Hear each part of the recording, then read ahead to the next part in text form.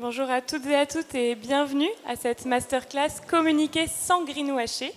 Je suis Colline Brio, je suis chargée de communication chez Ticket for Change et je suis très heureuse que vous soyez là aujourd'hui pour parler de communication sans greenwashing. Et on va commencer cette masterclass par une introduction, un cadrage du sujet Communiquer sans greenwasher par Léa Falco, membre du collectif Pour un réveil écologique. Merci. Merci Colline pour l'invitation. Apparemment, je suis l'experte, donc on va quand même pas prendre trop de temps ensemble pour vous laisser écouter les gens qui font vraiment sur le terrain ce dont on parle. Mais donc le greenwashing, c'est un mot qu'on entend un petit peu partout maintenant, c'est l'art de communiquer de manière responsable sur son produit ou sur son entreprise sans qu'il le soit vraiment. Donc c'est un petit peu problématique.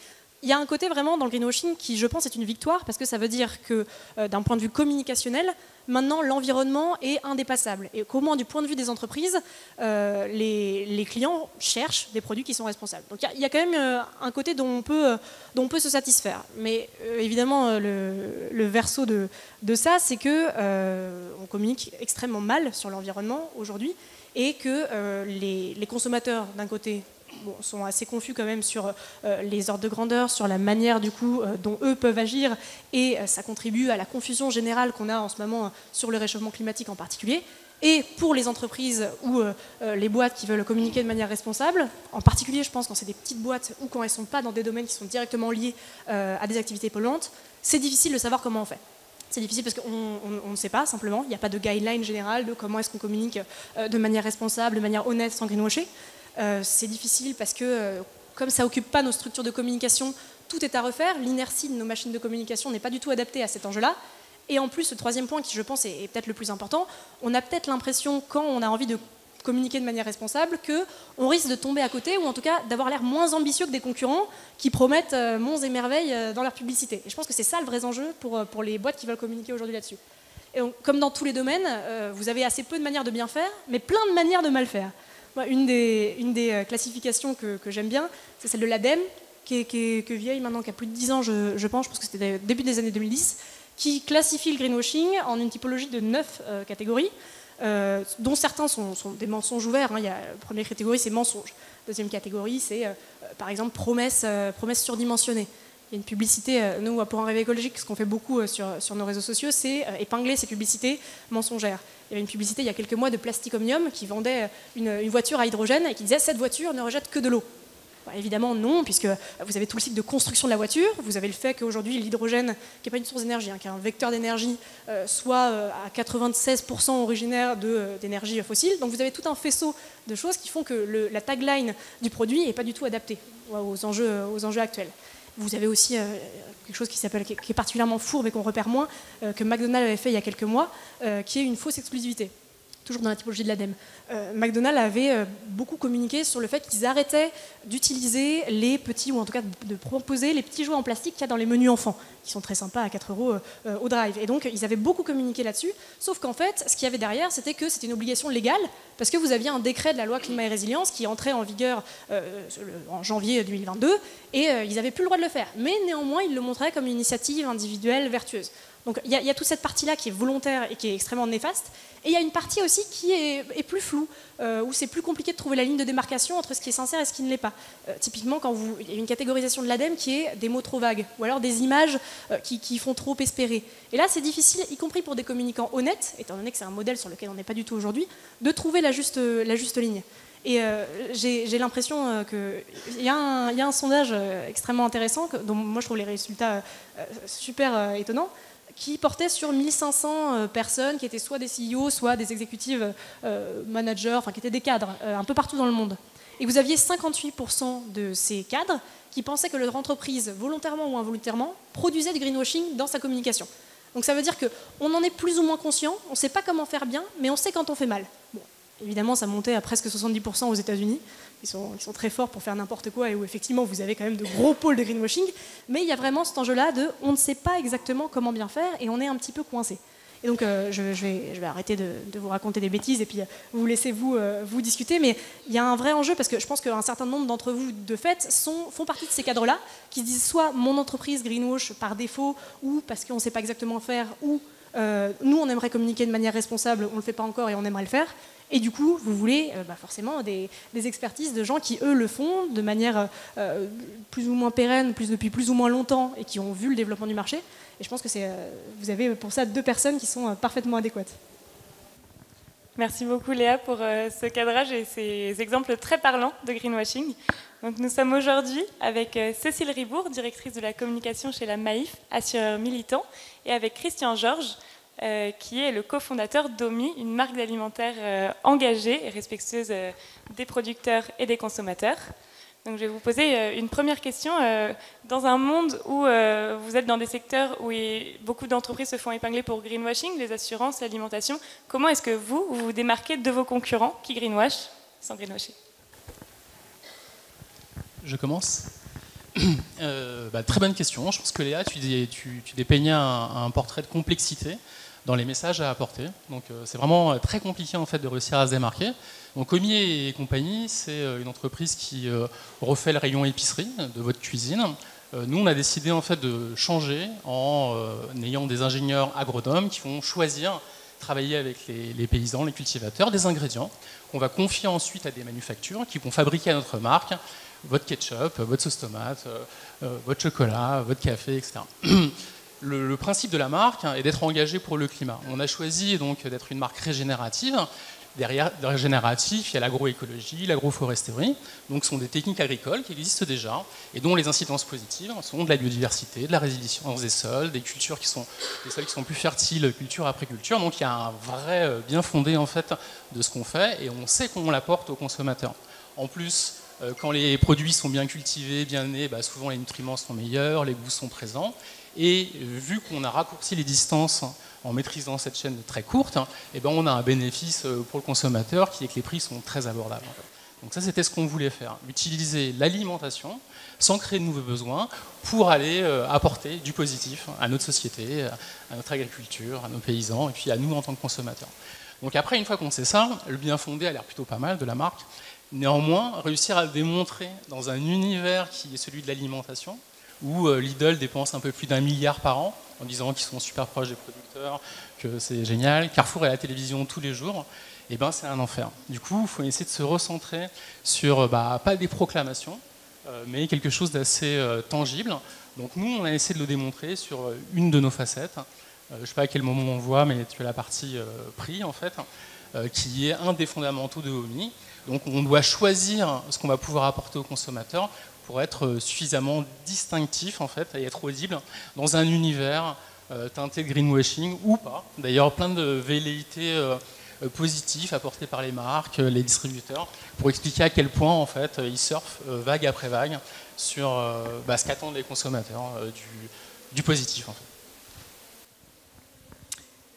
Nous, à la Maïf, on a une ligne directrice qui est on ne promet rien et on dit ce qu'on fait et uniquement ce qu'on fait. Donc le premier point, j'ai envie de dire, c'est cette forme de cohérence, alors à la fois entre les actes et le discours, et dans le discours, entre le fond et la forme, entre les messages qu'on va porter et la manière dont on va les donner à voir, ces messages. Le deuxième point, c'est le systématisme. C'est-à-dire cette forme d'engagement au service de l'environnement dans la RSE qui est celle de l'entreprise, mais qui va se dérouler à tous les niveaux de l'entreprise, sur toutes les activités et en particulier au niveau de la communication. Si je devais vous prendre un exemple, c'est des réflexions qui sont portées au niveau individuel. C'est par exemple quand on réfléchit avec l'ensemble de l'équipe pour faire évoluer le papier du Consumer Mag, un Consumer Mag qui incite nos sociétaires à faire évoluer leur comportement à nos côtés, s'ils le souhaitent. Ce papier, on a choisi très clairement pas le plus beau. On pourrait même considérer qu'il est moche, mais c'est un papier qui nous a permis de sauver une entreprise française dans les Vosges, à papier recyclé égal, avec voilà. Et on a, à la Maïf, on a de la chance, on a des sociétaires engagés. On a 3,5 millions de personnes qui nous soutiennent dans ce type d'action. Ce que je voulais dire à travers cet exemple, c'est d'aller chercher dans chacune de nos actions finalement une forme de radicalité. Et c'est à cette condition qu'on peut se permettre d'être totalement transparent sur ce qu'on fait. Merci beaucoup d'avoir donné cette idée de la communication sobre, on y revient toujours. Est-ce que vous pourriez me dire plus concrètement comment est-ce que vous faites pour mettre cette sobriété, cette transparence et cette sincérité au cœur de vos campagnes de communication? Allez-y, Cécile, vous pouvez enchaîner. Nous, on part avec des fondamentaux, alors des fondamentaux aussi en matière d'engagement pour l'environnement. Notre première politique RSE, elle date de 2003. La signature des PRI, donc les principes pour investissement responsable de 2009. On est devenu société à mission en 2020, donc c'est on va dire un travail continu. Dans la communication, on est bien sur donc des messages qui vont inciter ou qui vont parler d'une forme de sobriété dans la consommation. Je vais prendre par exemple notre dernière campagne auto qui porte sur l'utilisation de pièces d'occasion pour faire réparer sa voiture. On est bien dans cette logique d'essayer d'éviter la surconsommation à chaque fois que c'est possible. Et pour ce faire, on va utiliser alors nos petits bonshommes filaires qui ont un avantage d'un point de vue de la communication qui est celui de la permanence, et donc la permanence de l'image, mais qui aujourd'hui, enfin ça fait historiquement, on les a choisis aussi parce que nos publicités sont financées avec l'argent de nos sociétaires. Donc il y a ce souci aussi de la sobriété dans les moyens qu'on va utiliser, y compris les moyens financiers. Et puis ça reste une forme qui nous coûte à la fois en argent, mais principalement en impact carbone, 10 fois moins que si on devait faire des tournages tous les ans pour renouveler un film de marque, etc. etc. Je pense qu'aussi on a une volonté à travers ce trait noir sur fond blanc, on limite la surface d'ancrage, mais on a aussi cette volonté d'une universalité ou d'une simplicité dans la manière dont on dit les choses qui correspond exactement à cette sobriété. Nous, chez OMI, on va s'inscrire dans le même type de ligne. Nos packagings sont essentiellement blancs. Donc on a fait beaucoup d'économies, et d'encre, et de papier, et de surface aussi, puisque souvent quand vous faites une boîte de cookies et que vous devez être distinctif dans les étagères de différents supermarchés, vous devez mettre énormément d'encre, rajouter des fois des matières supplémentaires, une en contact alimentaire et une visible pour mettre de l'encre et puis faire des petites blagues, etc. Donc je pense que OMI, les produits qu'on a décidé de fabriquer sont les produits que vous avez dans vos cuisines. Les essentiels, ceux qu'on a tous à peu près, c'est fait exprès. C'est fait exprès de taper uniquement des besoins qui existent déjà et d'aller en concurrence en fait des produits qui sont faits on ne sait pas comment et qui se vendent à grands coups de campagne marketing, à la télévision, dans le métro, etc. Donc cette ultra sobriété, elle est complètement assumée sur l'ensemble du packaging. Donc les cookies que vous avez mangés aujourd'hui, c'est les cookies OMI, il en reste. Et donc le fait de remplacer, là par exemple, donc j'ai la chance d'avoir différents investisseurs qui nous accompagnent dans la construction de ce projet-là. Je peux citer allègrement Augustin, de Michel Augustin, qui a l'antithèse en fait de ce qu'on fait dans OMI.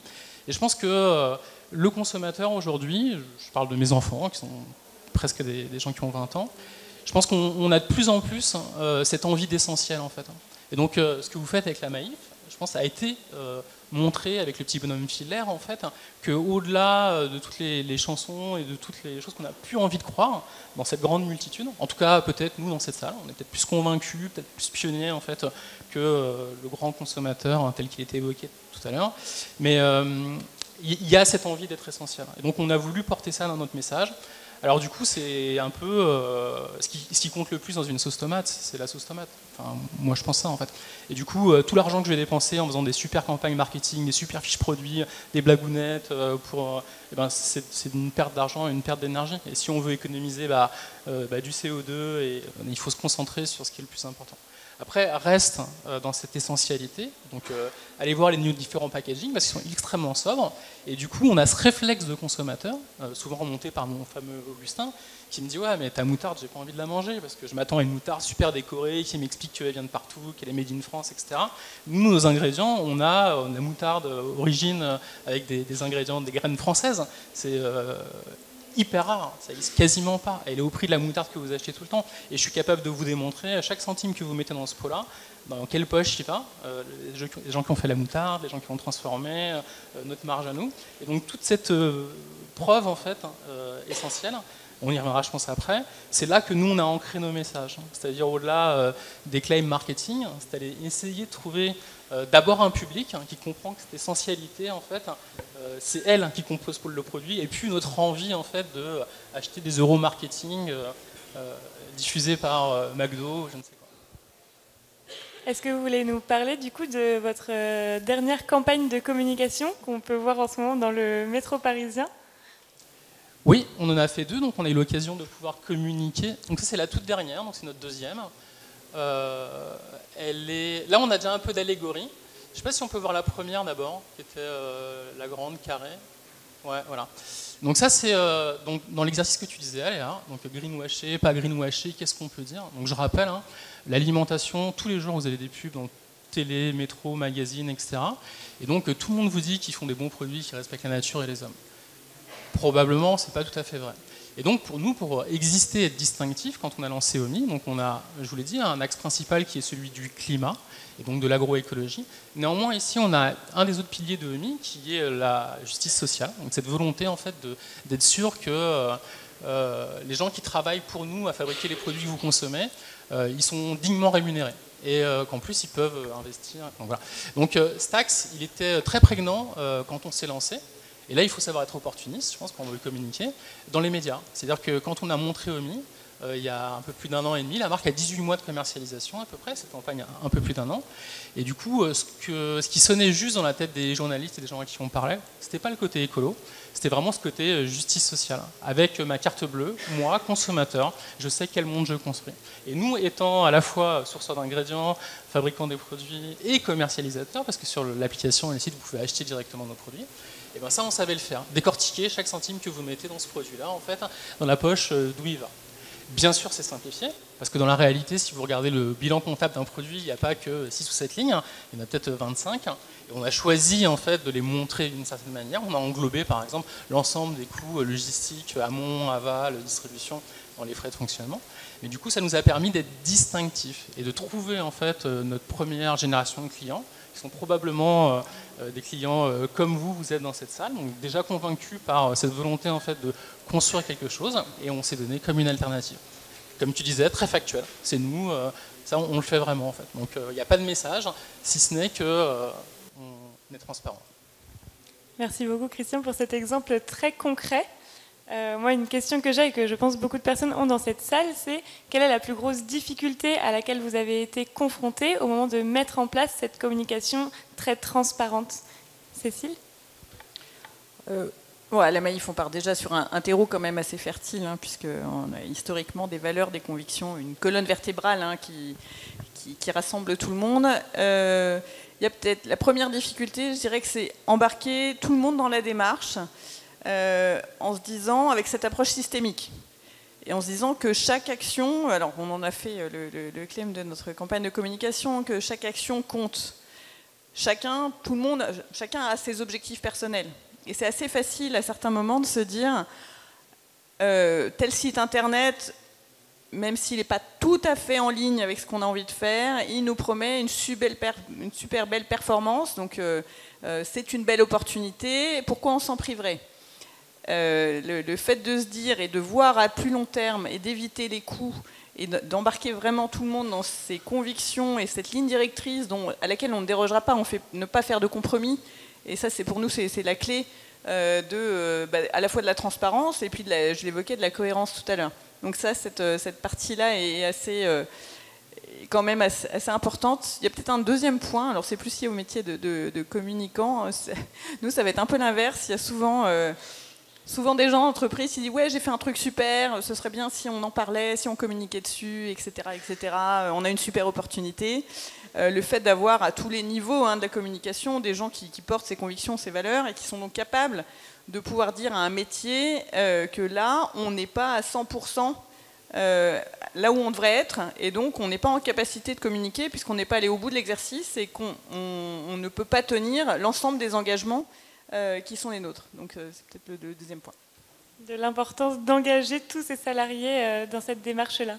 Christian, est-ce que vous avez une grosse difficulté à nous partager au moment de faire transmettre cette communication sans greenwashing? Nous, on voulait vraiment mettre en avant les aspects écologiques de la marque. Et du coup, c'était assez frustrant de ne pas forcément savoir à qui on pouvait communiquer, puisque tous les messages qu'on regardait étaient déjà pris par plein de grands distributeurs et de marques alimentaires, donc c'était difficile de distinguer. Donc ça, c'était un élément de repli. Et on a réussi à le faire parce qu'on a eu la capacité d'acheter la campagne, genre on nous a appelé le jeudi, vu qu'on est une petite entreprise, on n'a pas forcément tous les deniers pour acheter de la grande publicité bien chère, bien en avance. Et du coup, il a fallu créer le message, la publicité, les photos en une nuit, quoi, pour être capable de saisir l'opportunité. Donc ça nous a permis de nous focaliser. Voilà. C'est sûr, en une nuit, on est obligé de rester dans la simplicité quand on veut créer une campagne de communication. Tout à fait. On va clôturer ce temps d'inspiration avec peut-être un dernier conseil chacun. Si vous deviez donner un conseil à toutes les personnes qui sont dans cette salle sur comment mener leur communication avec plus de simplicité et de sobriété. Moi, je dirais peut-être l'humilité, c'est-à-dire la capacité à dire quand on n'y est pas. Le fait en toute transparence, de pouvoir dire qu'on a pris le chemin et qu'on n'est peut-être pas au bout des objectifs. Hein. C'est ce qui nous est arrivé cette année. On est devenu société à mission, ce qui veut dire qu'on a des objectifs qui sont inscrits dans nos statuts. Et on a une feuille de route mission qui se décline tous les ans, qui est construite avec un comité de mission extérieure et qui est analysée par un organisme tiers indépendant. L'organisme tiers indépendant a rendu ses conclusions, donc c'est dans notre rapport de mission. Et il y a certains objectifs que nous n'avons pas atteints. La raison entre nous, c'est parce qu'on n'a pas lancé les actions auxquelles on n'a pas réussi à les lancer dans le temps imparti, pas parce qu'on a lamentablement échoué, mais à la limite, peu importe. On s'est quand même questionné, est-ce qu'on fait tourner une vidéo sur les réseaux sociaux qui va montrer au monde entier que Maïf, société à mission, n'a pas atteint 2 de ses objectifs? La réponse est oui, on n'est pas tout seul en fait à prendre ce chemin, c'est difficile, et je pense que ça c'est, voilà, je dirais donc l'humilité et la capacité à reconnaître voilà, qu'on a encore des tas de progrès à faire. Vous pouvez l'applaudir, c'est en effet un très bon conseil.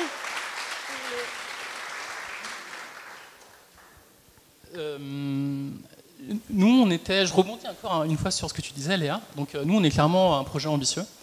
Donc, on essaie de l'assumer. Juste l'épicerie, c'est 30 milliards en France. L'alimentation, c'est 200 milliards. Il y a des marques partout. Sortir une marque d'alimentation en 2022, c'est un peu fou, en fait, comme type d'entreprise. Et du coup, on porte cette volonté d'être extrêmement ambitieux et de réussir à faire quelque chose. Savoir le dire et dire à quel point on est distinctif, en fait, ça demande des preuves, en fait. Donc ça, c'était peut-être, je rebondis sur le truc d'avant, une grande frustration. On a fait notre premier bilan carbone là, il y a quelques mois, après une année d'activité, et on est vraiment 50% mieux disant que l'industrie alimentaire globale en termes de génération de gaz à effet de serre, en fait. Donc c'est une vraie victoire. Néanmoins, dès qu'on veut l'utiliser pour communiquer, c'est un casse-tête total, parce qu'en fait, partout où on regarde, tous les exemples, en fait, ça peut toujours être interprété. Et donc pour l'instant, on a décidé de le taire. Donc ça, c'est, je pense, ma plus grande frustration. Pas pouvoir encore utiliser en axe marketing, en fait, au-delà des allégories que vous avez vues dans les pubs, en disant que cette pâte à tartiner ne déchire pas la forêt, en fait, déchire tout sauf la forêt. Donc on ne peut pas aller plus loin pour l'instant, parce qu'on devra l'utiliser. Et après, ce qu'on utilise, pour répondre plus concrètement, et le conseil que je pourrais vous donner, c'est être bien centré, en fait, sur le why, le pourquoi. Pourquoi est-ce qu'on fait quelque chose? Pourquoi est-ce que la boîte, elle existe? Et nous, le why de OMI, c'est utiliser l'entrepreneuriat, et je dis bien l'entrepreneuriat, pour avoir un impact positif. Donc on a choisi, au travers de l'entrepreneuriat, d'utiliser l'alimentation, mais en fait, on aurait peut-être pu choisir autre chose. L'équipe s'est constituée au fur et à mesure, et ensemble, on a décidé que ce serait le projet OMI. Mais l'objectif, c'est bien d'avoir un impact positif, en fait, sur des aspects écologiques et sociaux. Et ça, l'alimentation, c'est juste incroyable, parce que l'alimentation est un levier, en fait, d'impact social et écologique au sens extrêmement large. On consomme tous les jours, 3 fois par jour. On en a absolument besoin, il n'y a aucun débat là-dessus. Donc, du coup, quand on se pose des questions sur quoi on va communiquer, on essaye de le nourrir de ce why-là. Nous, ce qu'on va avoir, c'est de l'impact. Donc si c'est social comme on l'a fait au départ, tant mieux. Si ce n'est pas encore le moment de pouvoir parler vraiment de l'impact écologique de OMI, parce qu'on n'a pas les arguments, on ne sait pas le faire de manière aussi forte, on utilise de l'allégorie. Mais à chaque fois, on sert notre why, qui est d'essayer de toucher des publics de plus en plus grands, qui comprennent le propos de l'entreprise et qui puissent les utiliser dans sa consommation quotidienne. Et grâce à ça, avoir lui-même en tant que consommateur un impact positif. Merci beaucoup. On va maintenant poser les questions que vous avez eues dans la salle à l'aide de klaxon. Ok, alors commençons. ISR, RSE, impact carbone, les preuves de l'engagement ne sont pas toujours très faciles à expliquer aux consommateurs. Comment démocratiser les critères de l'impact pour les consommateurs? Lequel d'entre vous a envie de répondre à cette question? Enfin, je peux prendre la parole. Alors franchement, c'est vrai que les sujets mentionnés, la RSE dans l'absolu, on l'a évoqué, toutes les entreprises sont soumises aux mêmes obligations, et Christian le disait, c'est très compliqué de communiquer sur son amélioration de son bilan carbone. Je pense que il faut parler d'actions concrètes. Ce qui va parler au grand public, c'est pas des chiffres, des tonnes, ça c'est de la communication corporate. Nous, par exemple, ce que je vous dis, l'ensemble de tous les bâtiments Maïf sont certifiés ISO 9001 depuis un certain nombre d'années. Ce qui marche le mieux, c'est de raconter comment on a cassé tous les jardins du siège social pour passer en géothermie, pour rendre le site totalement autonome d'ici 1 an et demi dans notre consommation d'énergie. Ça, je pense que ça parle beaucoup plus. En fait, on est sur du très concret. Et je vais faire une exception quand même, c'est la partie ISR. On a communiqué en fin d'année dernière sur notre sortie à 100% des énergies fossiles. Et sur ce sujet-là, pour la première fois en tout cas, on a eu un retour du grand public qui a été quand même hyper sensible à ce sujet. On voit aussi que quand même, côté consommateur, il y a une conscience assez aiguë des sujets qui relèvent non pas uniquement de la consommation du quotidien, mais aussi des sujets liés à la finance en général. Et je vais enchaîner, Cécile, sur une autre question qu'on vous a posée directement, sur comment est-ce que vous avez réussi concrètement à engager l'ensemble de vos collaborateurs en interne. On a travaillé pendant 1 an et demi, 2 ans sur notre raison d'être. Alors, j'évoquais le terreau fertile. On est quand même un assurant militant avec des gens qui sont par nature quand même assez engagés, même s'ils ne le sont pas tous au niveau individuel. Tout le travail qu'on a pu faire sur la raison d'être en essayant de formaliser ce qui nous définissait, ce qui était à la fois en lien avec notre ADN, qui correspondait exactement à la promesse et à la relation client telle qu'elle était vécue aujourd'hui, et en inscrivant dans nos statuts ce qu'on veut faire, savoir avoir un impact positif et contribuer à un mieux commun, parce que sans ça on n'y arrivera pas. Ce moment-là a été extrêmement fort, c'était en 2019, et là ça a permis d'aligner et de rassembler. Il y a eu un enthousiasme aussi de l'ensemble du corps social. Chacun a pu se l'approprier et le faire vivre à son niveau, que ce soit, j'en sais rien, les fonds d'investissement, des Maïf Avenir, Maïf Impact, ce soit les jardiniers du siège, les employés du restaurant, les gens du marketing. Ce sujet de l'attention sincère portée à l'autre et au monde. Donc on est bien sur quel impact social je vais avoir, quel impact environnemental mon action va porter. Cette capacité à pouvoir être déclinée au niveau le plus proche, que ce soit comment est-ce que je sers un café à quelqu'un qui vient nous voir dans nos délégations conseils sur place. Pour les employés du restaurant, là en ce moment, il y en a un qui a une idée, c'est de récupérer toute l'eau des carafes qui n'est pas utilisée à la fin de chaque déjeuner au restaurant d'entreprise. Mine de rien, 50 litres, plus 50 litres, plus 50 litres, à la fin de la semaine, ça fait entre 200 et 300 litres que les jardiniers peuvent réutiliser dans des sujets de pénurie. Donc cette capacité à donner à chacun la possibilité d'agir à son niveau, quel que soit le métier. Alors évidemment, il y a les grands engagements d'entreprise, il y a énormément de choses. Donc ça, c'est voilà. Et ce moment d'enthousiasme autour de la raison d'être, ça a été un élément déclencheur. J'ai envie de dire que on a fait évoluer l'identité de la marque aussi à ce moment-là. Et du coup, ça nous a permis d'avoir énormément de réunions de travail, de workshops pour expliquer à tous ce qui était à la fois notre raison d'être, comment elle se traduisait, quels étaient les enjeux de la marque et les valeurs qu'on portait, et donc de rassembler tout le monde. Merci beaucoup. Et juste une toute petite dernière question en 1 minute seulement, parce qu'on est un petit peu serré sur le timing, pour Christian. Comment est-ce que ces campagnes de communication peuvent toucher une autre cible que celle des bobos urbains ? Ça c'est un gros cliché, parce que nos clients ne sont pas des bobos urbains.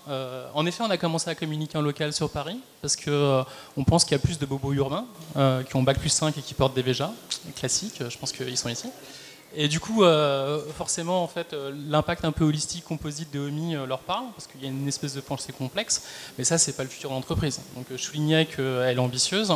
Donc le positionnement prix, par exemple, des produits, volontairement, en fait, grand public, et un des fondamentaux. On aurait plus de facilité à montrer une entreprise avec un PNL positif en montant les prix, et je suis pas sûr qu'on aurait vendu moins de produits, on aurait pu être 10, 15%, 20% plus cher. On a choisi de pas le faire, justement pour adresser globalement, en fait, la France déjà dans un premier temps.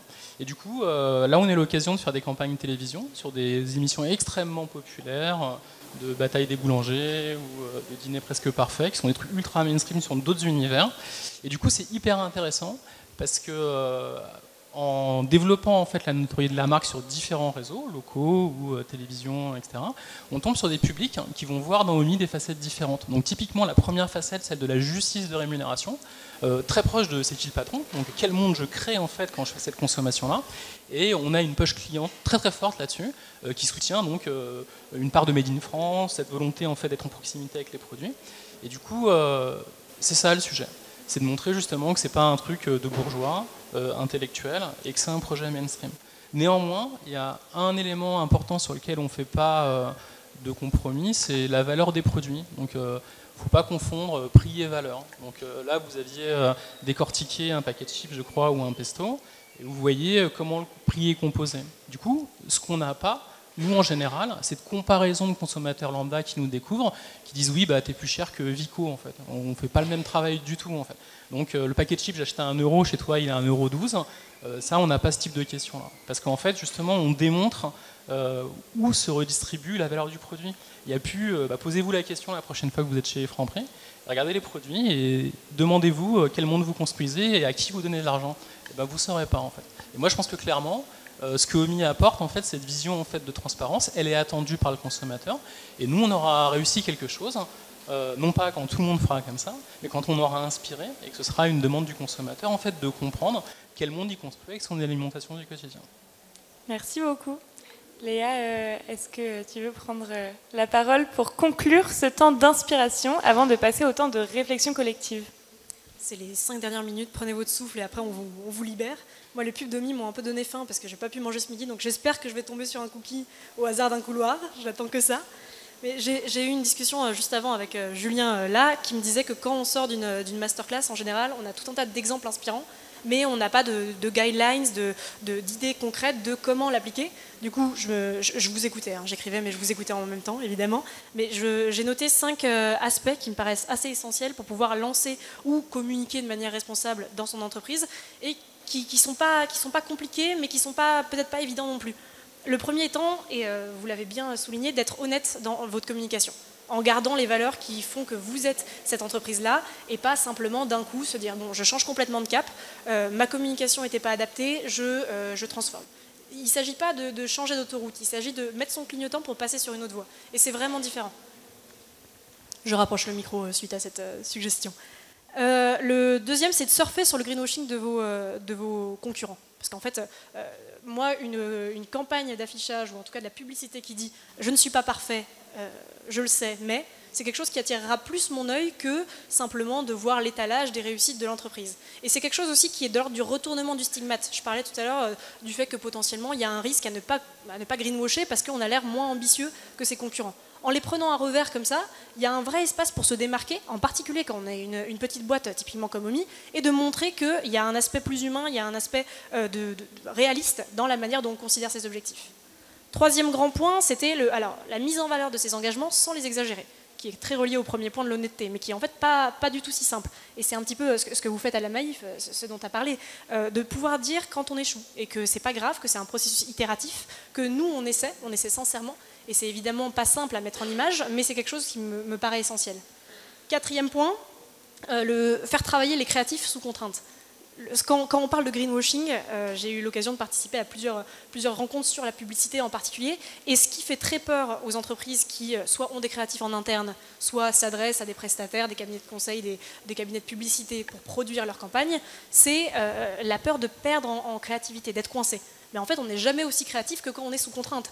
Et donc, si vous passez des contrats, n'hésitez pas, quand vous êtes en discussion avec votre partenaire, votre prestataire, à lui dire ça, je ne veux pas, il faut trouver une autre manière de le faire, ça, je refuse ce qui est dans ma campagne. Et c'est comme ça qu'on se donne du jus de cerveau pour pouvoir aller plus loin. C'est en s'empêchant volontairement d'aller à certains endroits. Et dernier conseil que je donnerais, qui est peut-être le plus important à mon sens, incitez, si vous êtes dans un secteur, incitez vos organisations sectorielles, vos syndicats, vos interprofessions à se lancer dans des travaux comme ça pour produire des guidelines adaptés à votre secteur. Parce que c'est très différent de ne pas greenwasher quand vous êtes dans l'alimentation ou quand vous êtes dans l'assurance, dans la banque, dans tout ce que vous voulez.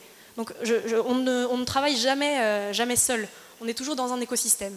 Et vraiment, je pense que c'est un point important de pouvoir travailler avec les autres acteurs, les gens qui sont nos concurrents ou nos prestataires par ailleurs, ou nos collaborateurs, pour pouvoir former des règles communes. Parce que si vous êtes parfait dans votre coin, bah, ça ne fait pas avancer le secteur dans son intégralité. Donc voilà, 5 conseils que moi je trouve importants. Vous pouvez les prendre, vous ne pouvez pas les prendre, mais je pense que ça peut vous aider, vous. Merci beaucoup Léa. On va maintenant passer, après ce temps d'inspiration, à un temps qui est très important aussi, puisque vous êtes ici pour construire l'économie de demain et ça passe aussi par construire une communication sans greenwashing. Donc on va d'abord avoir un temps d'ancrage. Qu'est-ce que vous retenez de ce que vous venez d'entendre? Et ensuite, un second temps par sous-groupe, vous allez pouvoir partager avec les personnes, les 5-6 personnes qui sont à vos côtés, quelles sont vos difficultés sur le sujet de la communication sans greenwashing et aussi quelles bonnes pratiques, quelles petites pépites vous pouvez partager aux personnes qui font partie de votre sous-groupe.